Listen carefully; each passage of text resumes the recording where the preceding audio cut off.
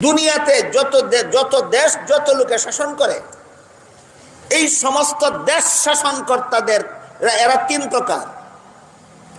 এক প্রকার দেশ শাসনকর্তা এমন আছে যারা দেশ শাসন করে জনগণের দুনিয়ার জীবনের শান্তি শৃঙ্খলা উন্নতি আর প্রগতির জন্য, আর বিনিময় চায় আল্লাহর কাছে, জনগণের কাছে নয়। বিনিময় চায় কার কাছে? আল্লাহর কাছে। এরা দেশ শাসনের বিনিময়ে সরকারি তহবিল থেকে কোনো বেতন ভাতা গ্রহণ করে না। এরা দেশের সুশাসনের বিনিময়ে আল্লাহর কাছে চায়। এক ধরনের দেশের শাসনকর্তা বাদশাহ আলমগীর ছিলেন এই প্রকারের। বাদশাহ আলমগীর ছিলেন এই প্রকারের। আরেক প্রকার দেশের শাসনকর্তা এমন আছে যারা দেশে সুশাসনই করে, কিন্তু বিনিময় আল্লাহর কাছে চায় না, বিনিময় বান্দার কাছে চায়। ঠিক মতোই জনসেবা করে, ঠিক মতো